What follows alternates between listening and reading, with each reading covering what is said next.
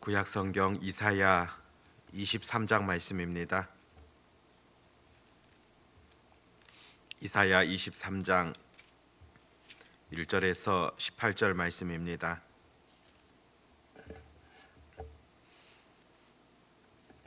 같이 하나님의 말씀을 읽도록 하겠습니다. 두로에 관한 경고라. 다시스의 배들아, 너희는 슬피 부르짖을지로다. 두로가 황무하여 집이 없고 들어갈 곳도 없으며 이 소식이 기띔 땅에서부터 그들에게 전파되었음이라. 바다에 왕래하는 시돈 상인들로 말미암아 부요하게 된 너희 해변 주민들아, 잠잠하라. 시올의 곡식 곧 나일의 추수를 큰 물로 수송하여 드렸으니 열국의 시장이 되었도다. 시돈이여, 너는 부끄러워할지어다. 대저 바다 곧 바다의 요새가 말하기를, 나는 상고를 겪지 못하였으며 출산하지 못하였으며 청년들을 양육하지도 못하였으며 처녀들을 생육하지도 못하였다 하였음이라. 그 소식이 애굽에 이르면 그들이 두로의 소식으로 말미암아 고통받으리로다. 너희는 다시스로 건너갈지어다. 해변 주민아, 너희는 슬피 부르짖을지어다. 이것이 옛날에 건설된 너희 희락의 성 곧 그 백성이 자기 발로 먼 지방까지 가서 머물던 성읍이냐. 면류관을 씌우던 자요, 그 상인들은 고관들이요, 그 무역상들은 세상의 존귀한 자들이었던 두로에 대하여 누가 이 일을 정하였느냐. 만군의 여호와께서 그것을 정하신 것이라.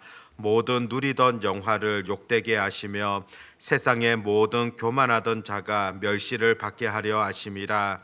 딸 다시스여, 나일같이 너희 땅에 넘칠지어다. 너를 속박함이 다시는 없으리라.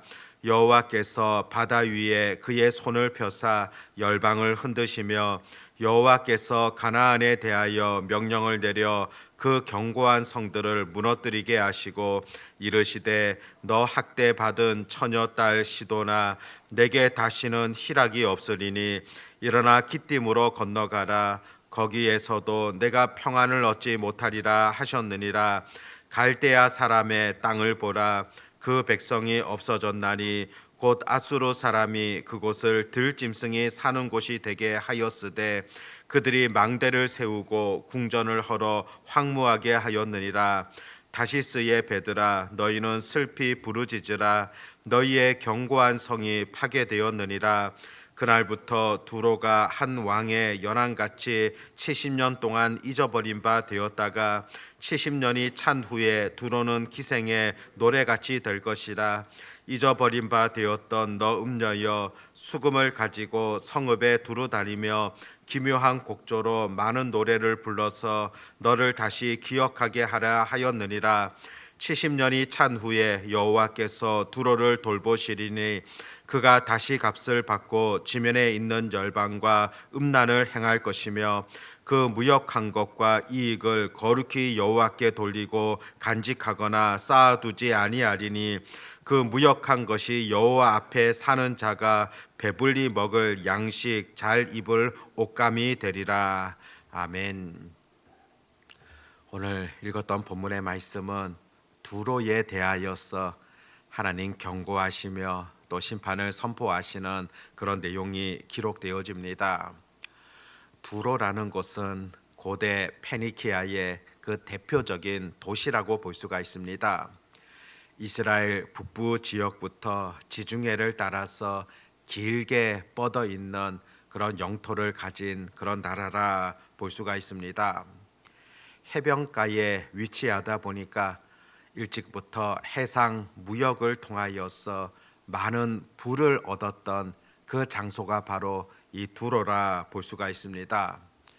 1절에 보면 다시스의 배들이라 그렇게 기록되어져 있는데 지중해를 항해하면서 무역을 하는 그런 배라고 볼 수가 있습니다. 이 두로라는 곳은 바로 해상 무역의 중심지가 되어지는 그런 곳입니다. 여러 무역의 중심지다 보니까 많은 사람들이 왕래하는 곳이고 또 신기한 물건들도 많이 거래되어지는 또 최신 여러 소식들 또 새로운 학문들이 정파되어지는 그곳이 바로 이 두로라 볼 수가 있습니다. 그러고 보면 많은 사람들이 이 두로라는 지역 동경하였던 그런 장소라고 볼 수 있습니다. 많은 사람들이 드나들며 또 무역으로 번성하며 또 부가 가득한 그곳이 바로 두로였기 때문입니다. 망할 것 같지 않은 번영만이 가득하였던 그런 두로라고 볼 수 있는데, 오늘 본문에서는 두로도 망하게 될 것이다 경고의 말씀을 들려주는 것을 보게 되어집니다. 1절에 보면 두로에 관한 경고라, 다시스의 배들아 너희는 슬피 부르짖을지로다. 두로가 황무하여 집이 없고 들어갈 곳도 없으며 이 소식이 기띔 땅에서부터 그들에게 전파되었습니다. 두로로 왕래하던 많은 배들이 있었지만은 더 이상 이제 왕래할 수 없다 선포하고 있습니다. 그렇기 때문에 다시스의 배들, 그 무역을 하게 되어지는 그 배들이 슬피 울게 될 것이다, 그렇게 지금 선언하는 것을 보게 됩니다. 또 2절에서는 그렇게 무역의 중심지가 되어다 보니까 그곳에 살고 있었던 해변 주민들도 어떻겠습니까? 무역을 통하여서 큰 번영을 얻을 수가 있었지만은 이제는 더 이상 그와 같은 일들을 하지 못하게 될 것임을 말씀합니다.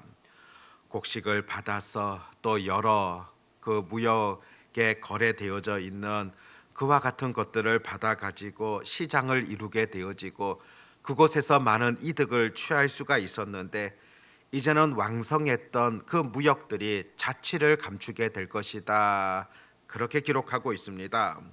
4절에서는 시돈이여 너는 부끄러워할지어다. 대저 바다 곧 바다의 요새가 말하기를 나는 상고를 겪지 못하였으며 출산하지 못하였으며 청년들을 양육하지도 못하였으며 처녀들을 생육하지도 못하였다 하였음이라. 그들이 스스로 우리는 바다 곁에 위치하고 또 바다의 딸들이다 그렇게 선언했었지만은 오히려 바다는 그들에 대하여서 어떻게 말한다는 겁니까? 나는 상고도 겪지 아니하였고 출산도 하지 아니하였고 또 청년과 처녀를 양육하지도 아니하였다. 결국에는 너희는 내 자식이 아니라는 겁니다. 우리는 바다를 통하여서 바로 바다의 딸들과 같다 그렇게 선언하지만은 바다는 오히려 그들을 향하여서 너희와 나는 아무런 상관이 없다는 것입니다. 이와 같이 멸망하게 될 것이며 큰 심판을 당하게 될 것임을 선언하고 있는 그런 말씀이지 않습니까? 6절에서는 선지자는 두로의 주민들에게 너희들이 그 심판으로 인하여서 이제는 다시스로 건너가야 될 것이다, 그리고 그곳에서 슬피 부르짖으며 울게 될 것임을 선언하는 것을 보게 됩니다. 원래 이 두로라는 곳 어떤 곳입니까? 다시 한번 7절과 8절 말씀해 보면 그 두로는 희락의 성이었고 또 먼 곳에서도 동경하여서 그곳에 와서 살기를 원하였던 그런 도시였다. 또 그곳에는 면류관을 쓸 수 있었으며 또 상인들과 무역상들이 존경을 받은 그런 장소가 바로 두로였다는 것입니다. 과거에 그렇게 영화를 누렸던 곳이었지만은 이제는 망하게 될 것임을 선언하고 있습니다. 이와 같은 일들이 왜 일어났겠습니까? 9절에 보면 만군의 여호와께서 그것을 정하신 것이라 모든 누리던 영화를 욕되게 하시며 세상의 모든 교만하던 자가 멸시를 받게 하려 하심이라.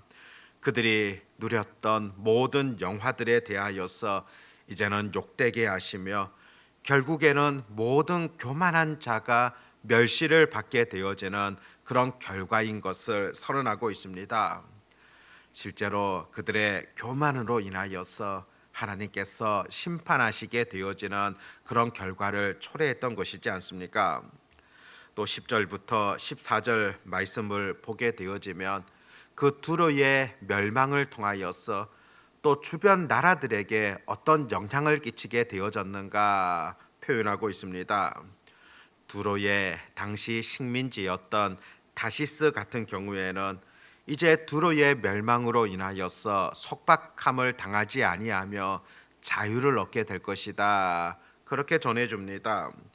또 두로와 더불어서 함께 번영했던 시돈 같은 경우에는 그 두로의 멸망과 함께 그들도 쇠락의 길을 걷게 될 것임을 전해줍니다. 결국 어떤 평안도 얻지 못할 것이며 비참한 처지로 전락하게 될 것이다. 그렇게 경고하시는 말씀들을 볼 수가 있습니다. 하나님께서는 스스로 높이는 자들 굴복시키시는 그런 전능하신 분이시지 않습니까? 두로가 망하게 되어졌던 것, 그 번영을 기반으로 하여서 교만했던 것이며 늘 죄악 가운데 거하였던 그것이라 볼 수 있습니다. 교만하고 악한 자를 하나님께서 심판하시고 여전히 교만의 길들을 걸어가는 자들에게 경고해 주시는 그런 분명한 하나님의 말씀이라는 것을 보게 되어집니다. 이렇게 두로에 대하여서 심판을 선언하시지만은 또다시 회복을 약속하시는 또 하나님의 말씀이 계속 기록되어집니다. 15절에 보면 그날부터 두로가 한 왕의 연한같이 70년 동안 잊어버린 바 되었다가 70년이 찬 후에 두로는 기생의 노래같이 될 것이다. 심판을 받게 되어지지만은 이후에 또 얻게 되어지는 회복에 대하여서도 기록하고 있습니다. 70년이 될 것이다. 두로가 멸망한 뒤 70년 뒤에는 또다시 바뀌게 될 것임을 전해주고 있지 않습니까? 실제로 두로 같은 경우 바벨론에 의하여서 망하게 된 이후에 또 70년이 지나서 페르시아에 의하여서 해방되어지고 또 회복되어지는 그런 역사들을 보게 되어집니다. 이런 회복의 역사가 있게 되어지지만은 두로를 향하여서는 기생에다가 그렇게 비유를 하고 있습니다. 오히려 자기 욕망을 위하여서 또다시 어긋난 길로 가게 될 것임을 선언하고 있는 그런 하나님의 말씀입니다. 17절 보면 70년이 찬 후에 여호와께서 두로를 돌보시리니 그가 다시 값을 받고 지면에 있는 열방과 음란을 행할 것이며, 하나님의 긍휼을 통하여서 70년 만에 회복되어지지만은 다시 무역을 통하여서 부를 축적하게 되어지지만은 그럼에도 또다시 그들은 그 과거의 죄악된 길로 그 상태로 돌아갈 것임을 그렇게 말씀하고 있습니다. 그럼에도 하나님께서 그들을 회복시켜 주셨던 그 이유가 무엇이었겠습니까? 18절에 보면 그 무역한 것과 이익을 거룩히 여호와께 돌리고 간직하거나 쌓아두지 아니하리니 그 무역한 것이 여호와 앞에 사는 자가 배불리 먹을 양식 잘 입을 옷감이 되리라. 그 무역한 것과 그 이득에 대하여서 하나님께 돌리기 위함이다. 어떤 의미이겠습니까? 그 두로가 또다시 죄악의 길에 빠지게 되어지지만은 그럼에도 그들의 이득을 통하여서 하나님의 백성들에게 돌아가게 되어지는 분명한 것이 있다는 것을, 또 그것을 통하여서도 하나님의 백성을 돌보시는 그런 하나님의 손길들을 분명하게 말씀 가운데 바라보게 되어집니다. 두로라는 지역, 큰 번영을 누렸던 곳이고 또 많은 사람들이 동경하였던 그런 지역이었음에도 불구하고 하나님께서는 그곳에 심판을 선포하시는, 경고하시는 그런 말씀을 바라보게 되어집니다. 어쩌면 이 시대가 두로와 같은 그런 곳이지 않겠습니까? 물질의 욕망이 가득한 그 시대를 우리들은 살아가고 있습니다. 그런데 그 시대 속에서도 우리는 말씀을 배경으로 하여서 분명하게 놓치지 말고 또 잊지 말아야 되는 그런 진리가 있습니다. 모든 물질, 모든 세계, 그것을 다스리시는 분은 전능하신 하나님이시라는 것을 분명하게 전해주고 있습니다. 사실 하나님은 그 사람들은 모든 것을 관리하는 관리자에 불과한 것이지 않습니까? 하나님의 일을 위하여서 통로로 사용되어지는 것이 바로 사람들이라 볼 수가 있습니다. 우리를 물질의 노예로 삼으려는 그런 악한 영적인 세력들의 또 세상 풍조에 넘어가는 것이 아니라 또 물질의 탐욕을 지속적으로 쌓게 되어지는 그런 자리에 서는 것이 아니라 이 모든 것을 이끌어 가시는 분은 하나님이심을 우리가 분명하게 고백할 수 있어야 한다는 겁니다. 하나님께서 모든 것을 주장하시고 이끌어 가심을 믿는다면은 우리가 어떤 일에 있어서도 겸손함을 가질 수 있는 것이지 않습니까? 바로 세속적인 영광을 이루었던 대명사 이 두로 그들의 실패한 그런 모습들을 들여다보면서 우리도 하나님 앞에 어떤 삶을 살아가야 될 것인가 올바른 결단이 필요하다는 것입니다. 풍요로운 것 그것을 목표로 두고서 그것을 소원으로 삼는 것 아니라 보다 더 소중한 것 하나님께서 함께 하시는 그런 삶들 또 하나님을 경외하게 되어지는 그런 지혜들 또 겸손히 하나님과 동행하는 그런 삶들 이것이 더 우리 그리스도인들에게 필요하다는 것을 절대적으로 잊지 마셔야 한다는 것입니다. 그러할 때 베풀어 주시는 하나님의 은총과 은혜들을 날마다 경험할 수 있기를 바라고 또 너희는 먼저 그의 나라와 그의 의를 구하라 그리하면 이 모든 것을 너희에게 더해 주신다는 하나님의 약속의 말씀들을 잊지 아니하며 살아가는 그런 복된 은혜들이 오늘도 기도하는 우리 가운데 있어지시기를 바랍니다. 기도하겠습니다. 하나님 아버지 두로의 영광스러운 그런 모습들이 있었지만은 결국에는 하나님 앞에서 심판을 받게 되어지는 그런 결과들을 오늘 말씀 가운데서 바라보게 되어집니다. 부와 영화가 있었고 세상 사람들의 부러움이 있었지만은 하나님을 경배하지 아니하며 교만하게 행할 때 결국 하나님께서 경고하시며 또 심판하시는 그런 말씀들을 우리가 분명 바라보게 되어집니다. 우리도 이 땅을 살아나가면서 물질이 전부인 것처럼 또 물질의 우상으로 삼고 있는 그런 세상을 바라보게 되어집니다. 우리 또한 그와 같은 것에 현혹되어지고 또 유혹되어지며 그 길들을 쫓아가게 되어지는 그런 경우들도 많이 보게 되어집니다. 아버지 하나님, 우리의 삶에 있어서 어떤 것이 더 소중한 것임을 잊지 않게 하여 주시옵고 정말 우리에게 가장 필요한 것이 무엇인가를 놓치지 아니하는 하나님의 백성들 되게 하여 주시옵소서. 하나님과 함께하는 그런 삶을 살아가게 하시고 무엇보다도 하나님을 경외하는 그런 지혜들이 우리들에게 있게 하여 주시옵고 또 겸손히 하나님과 동행하는 그 길들을 선택할 수 있는 주의 자녀들 되게 해 주시기를 소망합니다. 아버지 하나님, 오늘 또 이렇게 하나님 앞에 기도로 하루를 시작할 수 있는 은혜를 베푸심에 감사를 드립니다. 아버지 하나님, 이것이 우리의 삶의 가장 근본이 되게 하여 주시옵고 우리의 모든 삶의 순간순간을 온전히 하나님 의지하며 하나님을 신뢰하며 기도함으로 살아갈 수 있는 복된 생애가 되게 해 주시옵소서. 아버지 하나님, 청년부 수련회 또 오늘까지 진행되어집니다. 마무리되어지는 그 시점까지 또 하나님께서 함께하여 주시옵고 또 오늘 돌아오는 그런 모든 길들 가운데에도 또 하나님께서 안전하게 잘 다녀올 수 있도록 돌보아 주시기를 간절히 소망합니다. 무엇보다 우리 청년들 믿음으로 더욱 굳건할 수 있도록 도와주시옵고 또 수련회를 통하여서 받게 되어졌던 여러 은혜들, 감동들 그들의 삶에 있어서 잘 적용케 하여 주시옵고 무엇보다도 험악한 세상을 살아나가며 믿음으로 굳건하게 성장해 갈 수 있는 그런 자들이 다 되게 하여 주시옵소서. 아버지 하나님, 또 내일 저녁에 라오스 단기 선교 출발하게 되어집니다. 한 주간의 모든 일정 가운데에도 하나님 은혜를 베풀어 주시옵시고 또 준비한 모든 사역들 또 잘 감당할 수 있도록 인도하시고 또 건강하게 안전하게 잘 다녀올 수 있도록 도와주시오며 또 현지 선교사님에게 큰 보탬이 되어지는 그런 사역들 되게 해 주시기를 간절히 소망합니다.